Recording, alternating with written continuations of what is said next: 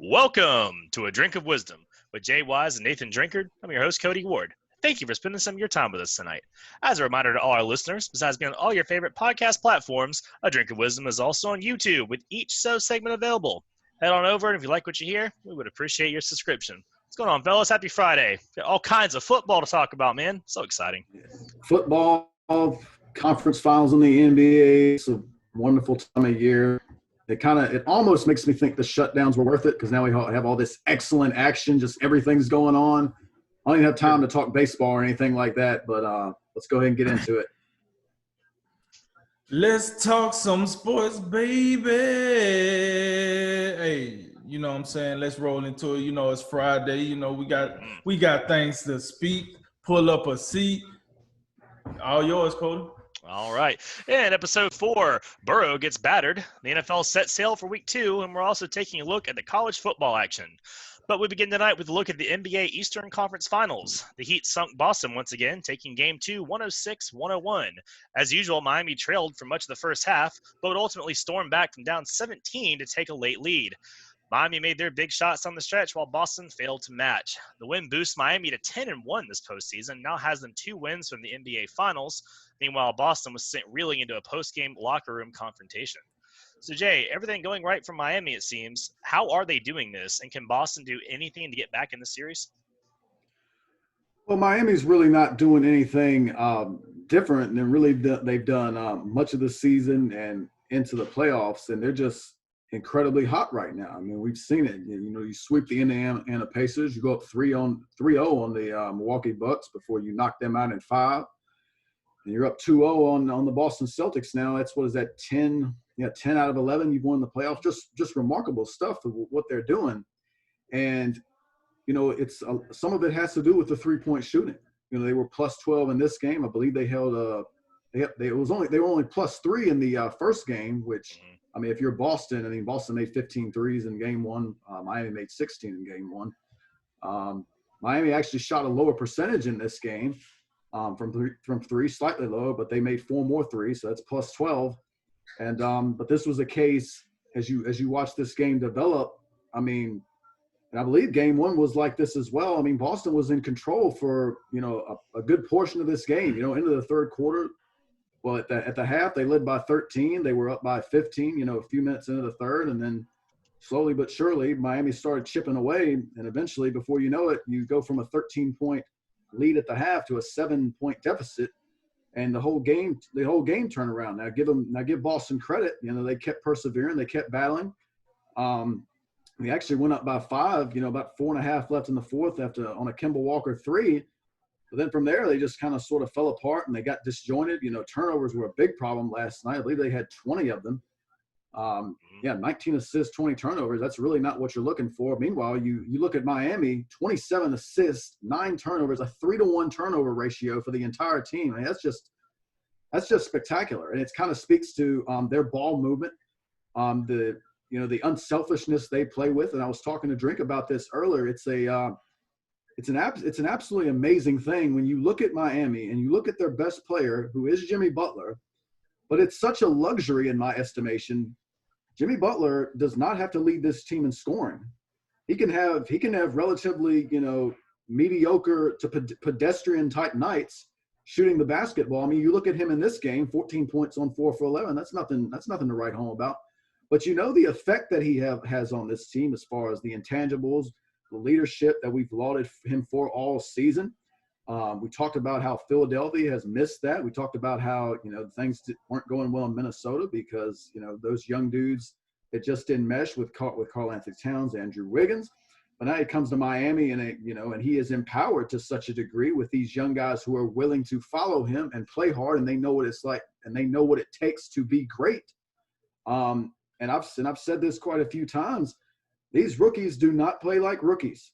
When you look at Tyler Hero, Duncan Robinson, Kendrick Nunn, I mean, think about Kendrick Nunn and how great he was. He was, third in rookie, second or third in rookie of the year voting. And he can barely get minutes right now. What you're seeing from Miami is they're kind of shrinking down their rotation a little bit to where they're going with their starting 5. They're giving Tyler Hero a lot of minutes. Those are really the 6 guys getting major minutes when you look at Robinson, Hero, and then Butler, Adebayo, Crowder, and Dragic. But Spoelstra's cut down on the rotation. But we know how their depth is outstanding. You still have Olenek, Iguodala, and Kendrick Nunn, and just a smidgen of Derek Jones in there. But you think about Miami. Miami to me is the team with the superior depth right now, particularly with Gordon Hayward still out, and I do think he's on the way back.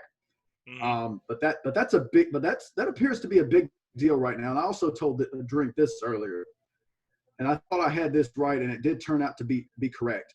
The loss of Gordon Hayward did not affect them, even though the series went 7. I believe they would be able to overcome that loss because Toronto, in my estimation, just didn't have the firepower.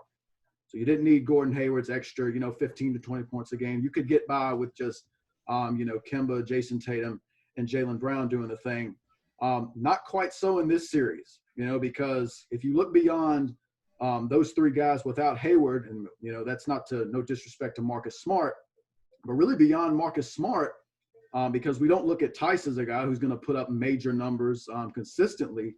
So beyond, those 3 big guns and Marcus Smart, you're kind of looking around and looking, where the points going to come if one of those guys, is on the struggle bus, and it's hard to look at that, the Boston Celtics bench and see where the points are coming from.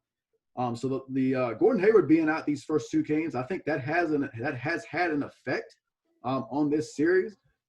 But overall, I mean, to me, Miami's just the team right now. Obviously they're more hot. They appear to be more together based on, the foolishness going on in the Boston Celtics locker room. And it looks like Miami is more sure of themselves. They know who their closer is. They know who their leader is. They seem to be the team right now that is more sure of themselves from an identity perspective. Boston, not so. When you look at how the sloppy way they finished the game last night, it's just something that we don't quite expect from a Brad Stevens team. But remember, you think about if you look to a guy that would lead this team, it would probably be Kemba Walker. But Kemba Walker's been struggling, for lately in these playoffs. He was okay last night, but I mean, we talked about Jason Tatum, Jaylen Brown. Those are the guys that got to carry you. But they do need help. And right now, particularly without Gordon Hayward, that loss to me is coming back to bite them just a little bit. And 2-0 is not where you want to be right now. The series is not over, but of course, you can't lose game 3. Yeah, look, to keep it short and sweet and to the point, look, here's the deal.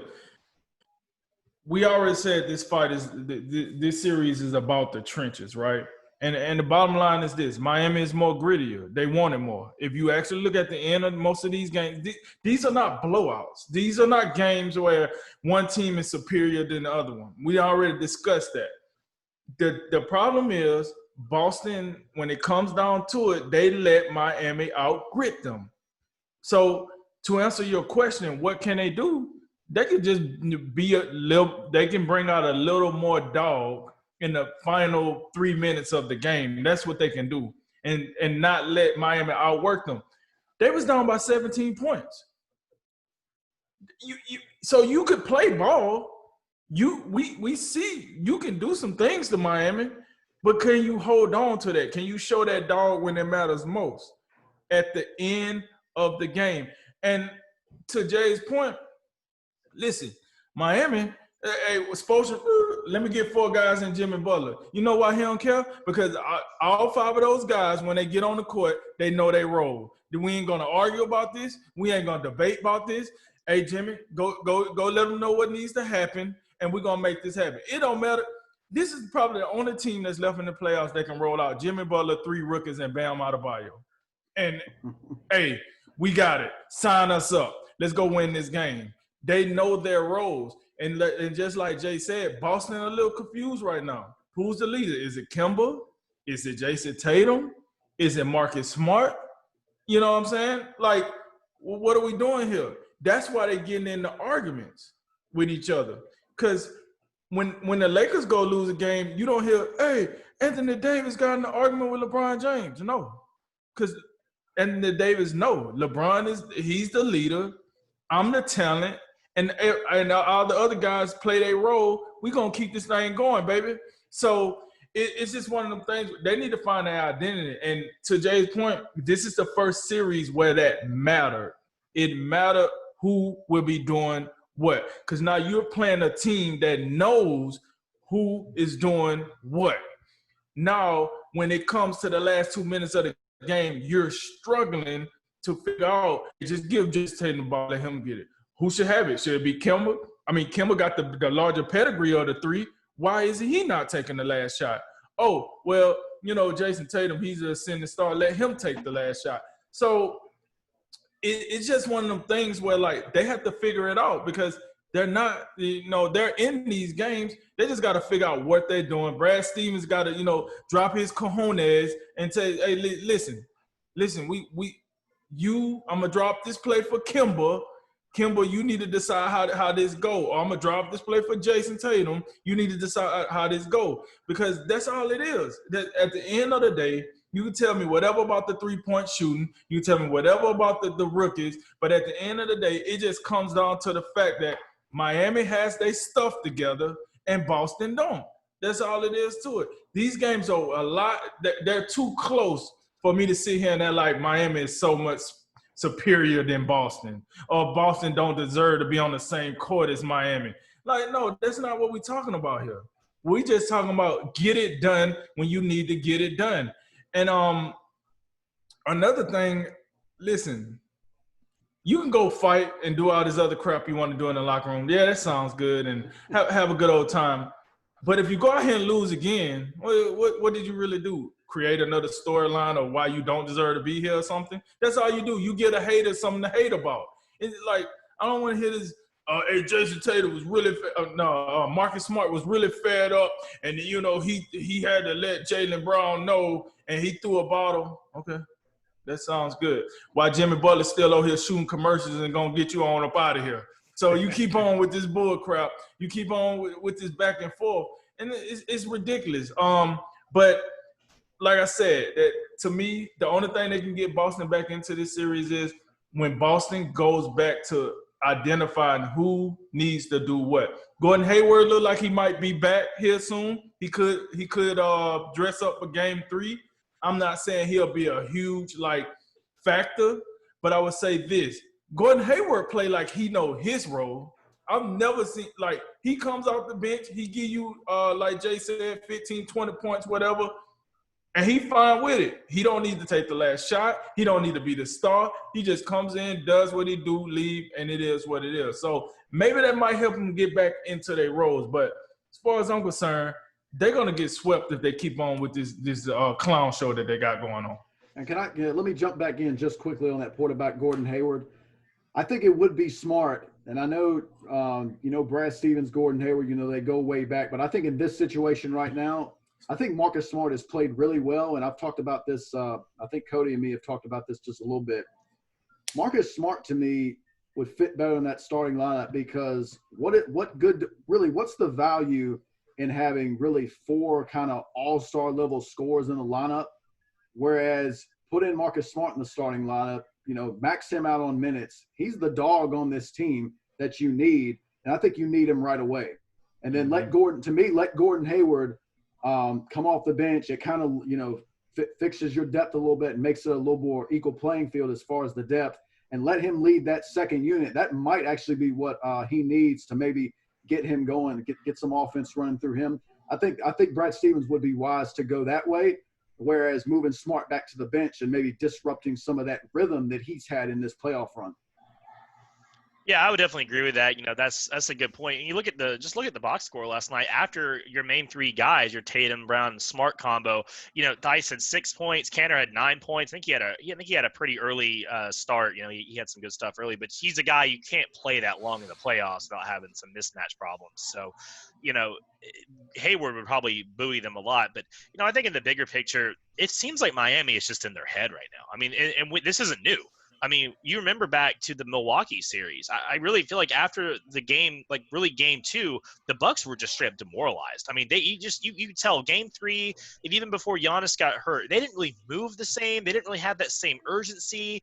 They kind of ran like they had mud in their shoes. I think they stripped that aura of invincibility off Giannis, and it just they didn't seem like to play like the same team. And it feels like Boston, you're seeing the same cracks now, right? And it just feels like this Miami team is just such this perfect combination of shooting and defense, coaching, and everything. And I don't think that happened game one. I think Miami made a few more plays, but game two, same thing. Got a big double-digit lead. You storm back. You take it. And in the fourth quarter, last 5 minutes, everything goes right for you, and the train comes off the tracks for them. And you take an example. Dragic had a series where he pretty much messed around the whole shot clock. This was in the last 5 minutes of the game. He was messing around. Boston was playing good. I mean, they were playing good defense on him. They were cutting off his passing lanes, and he wound up having to just heave some random contested three, and then he drilled it. In the next possession on defense, Boston just looked like they couldn't even do anything. I mean, you look at the offensive rebounds, the Heat had 11 and Boston had 6. You add that into your turnover deficit and your assist deficit. I mean, no wonder you lost the game, but just by 5 points, which is amazing in itself. Like you said, Drink, these are two pretty evenly matched teams, but you have enough of those statistics against you, it ain't gonna matter how well you're playing if that's all that's stacked against you. So I think that it's just you look at overall, like Miami's at the better coaching right now. They've got the closer right now. They've got the mental advantage right now. And it's really going to take a lot, I think, to get this Boston team back. I think besides the Gordon Hayward point, I think Jaylen Brown needs to be a little more involved in the offense. I don't, maybe it's just me, but I get the feeling he's not involved enough. I remember like down the stretch of that game, he had the 2 big threes late in the game, right? But like outside of that, was he getting a lot of touches? Like, I don't remember him doing a whole lot. I mean, I just feel like, I don't know. I just feel like some of these guys aren't as involved as they could be. That's because you got Kemba Walker dribbling the half of the shot clock, run around in a circle. Then he decided to pass it in under 10 seconds. It's a little hard to run off. You got to shoot. And that just goes kind of back to what to Drink's point about guys knowing their roles. I mean, Miami knows their roles. I mean, it's typically in the fourth quarter, it's going to be Jimmy Butler, going to work and making the right reads, whether drawing double teams. And kicking the ball out to and getting the defense scrambling rotations and winding up with a 3-point shot, or it's going to be some version of a Goran Dragic pick and roll, which we know how lethal he is, particularly when he gets to his left. He's been absolutely outstanding in these playoffs. There's no denying it. And I think a guy, and it's really easy to overlook when you talk about Jimmy Butler and all these shooters. Bam Adebayo is a terrific player. Just his all-around game. Just he is a lethal. Well, he is a lethal rim runner. He plays above the rim. And I mean, he just does – there's really nothing that he does not do well. The only thing he doesn't have is a perimeter shot. And the way Miami is constructed, he doesn't need one because everybody else has one. Like, I'm not going to say he got the same talent as Anthony Davis, but I feel like his role is similar to Anthony Davis on the Lakers. Like, yes, Jimmy Butler is the star. LeBron is the lead guy, the star lead guy. But what would that team be without this one guy? And then it makes you think, like, he's the glue guy. He is the finishing touch on this product that makes it what it is. All right, well, Game 3 is Saturday. Just quick programming note, though. The Game 4 will not be until next Wednesday due to the Western Conference Finals and Monday Night Football. So if these teams, whatever the result is Saturday, they will have to wait till Wednesday to play Game 4. Okay.